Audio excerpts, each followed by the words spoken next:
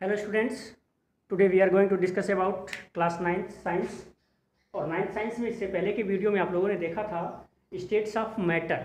Matters के state क्या हैं, उनके फिजिकल स्टेट के बारे में बताया गया था आपको। जैसे बोला गया था इसका सॉलिड स्टेट है, लिक्विड स्टेट है, गैसियस स्टेट है।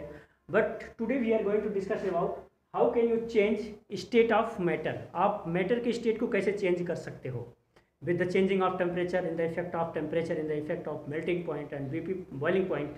तो ये बहुत सारी चीज़ें हैं और टर्मिनोलॉजी इसमें ज़्यादा है आज के वीडियो में, तो उसको बहुत ध्यान से देखिएगा आप लोग। सबसे पहले हम डिस्कस करेंगे change of state matter by changing temperature. जो स्टेट का मैटर उसको चेंज करने के लिए सबसे पहला पॉइंट हमने लाया हुआ है बाई चेंजिंग टेम्परेचर। टेम्परेचर को अगर हम चेंज करें, किसी भी कोई भी मैटर हमारे सामने हो, अगर उसका टेम्परेचर हम चेंज करते हैं, या तो बढ़ा के चेंज करें या कम करके चेंज करें, तो उसके स्टेट में कहीं ना कहीं चेंजिंग आती है। तो जो सॉलिड है या लिक्विड है या गैस है, चेंज टेम्परेचर के इफेक्ट में इसको कैसे करेंगे। तो हमने क्या किया, सबसे पहले एक सॉलिड लिया और वो सॉलिड में क्या लिया, हमने आइस का फॉर्म लिया। आइस सॉलिड लिया और उस सॉलिड को हमने क्या कर दिया, बर्फ़ को हीट कर दिया। बर्फ़ को जैसे जैसे, ये मान लीजिए हमने कंटेनर लिया और इसके अंदर बर्फ़ का हमने टुकड़ा रख दिया, ये आइस क्यूब रख दिया हमने। अब इस आइस क्यूब को धीरे धीरे हम यहाँ से हीट करेंगे। तो आइस क्यूब को जैसे जैसे यहाँ पे हीट करेंगे हम, तो वो क्या करेगा, अपना स्टेट चेंज करेगा। पहले सॉलिड से कहाँ जाएगा, वो लिक्विड में जाएगा और लिक्विड में वाटर का फॉर्म बनाएगा ये।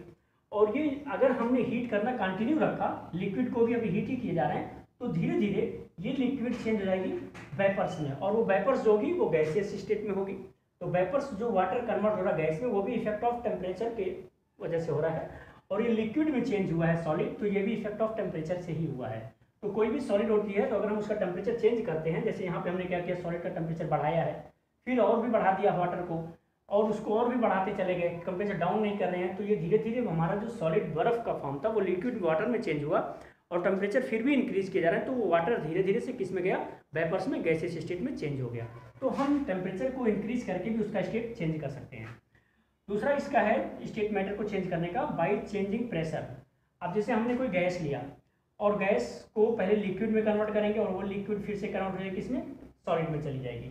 जैसे हमने परफ्यूम लिया, परफ्यूम हमने देखा है, जैसे मान लीजिए कि हमने परफ्यूम लिया और परफ्यूम के ऊपर यहाँ पे कुछ बटन ऐसी लगी होती है, तो उसको हम प्रेस करते हैं, तो इसके अंदर रियलिटी में क्या है, लिक्विड है, और जैसे ही प्रेस करते हैं, प्रेशर बढ़ाते हैं, तो उस गैसियस स्टेट में चेंज हो जाती है। तो मेरे को जो दिखता है शर्ट वगैरह पे गैसियस फॉर्म में दिखता है वो।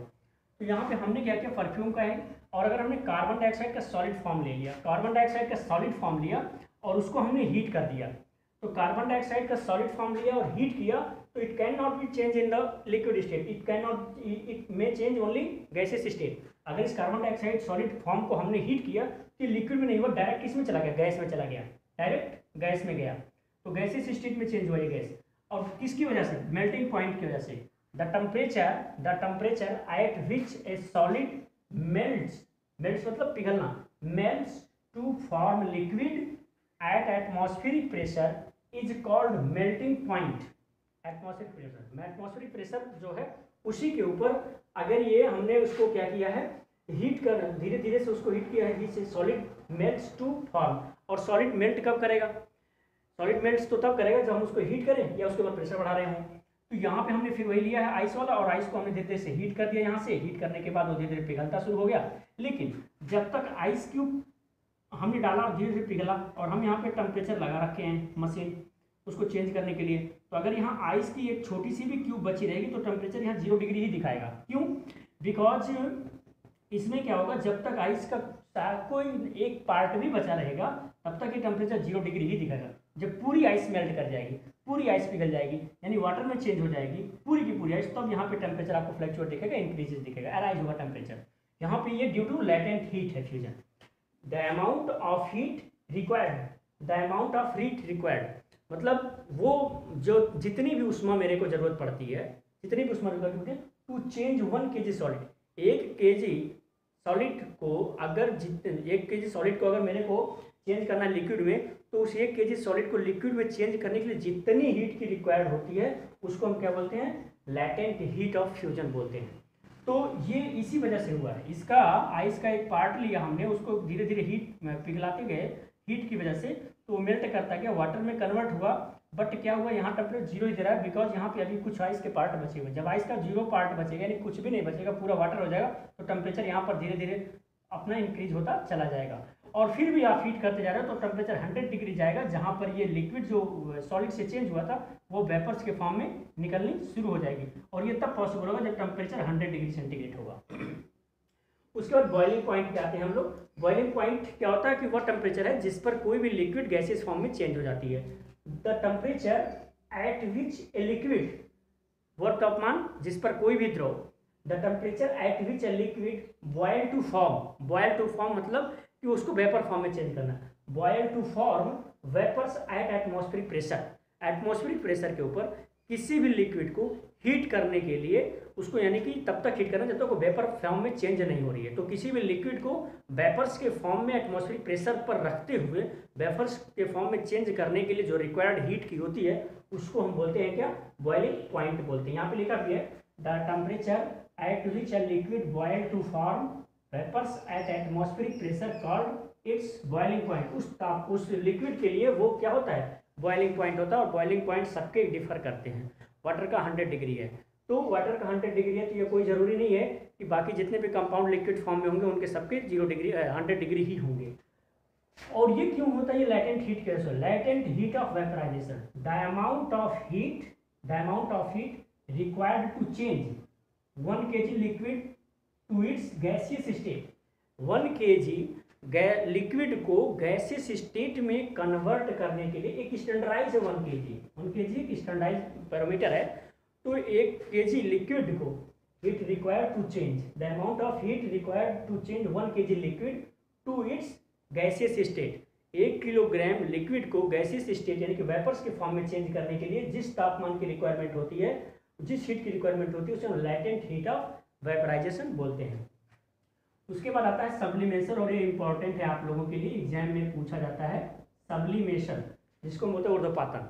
तो सब्लिमेशन द चेंज, अच्छा सब्लिमेशन एक ऐसा प्रोसेस होता है जिसमें किसी भी सॉलिड को हम क्या करते हैं, डायरेक्ट गैसियस फॉर्म में लेते हैं। जैसे कैम्फर है आपका, कपूर, तो पूजा में यूज करते हैं कपूर हम लोग, कपूर सॉलिड फॉर्म में होता है। और रियलिटी में सॉलिड क्या होती है, सॉलिड पहले किस में जाएगा, लिक्विड में, फिर गैस में।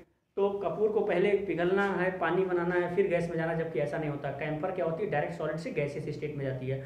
और किसी भी सॉलिड को गैसियस स्टेट में लाने के लिए जो टेम्परेचर की रिक्वायर्ड होती है वो सब्लिमेट टेम्परेचर होती है, और ये प्रोसेस सब्लिमेशन का कहलाता है।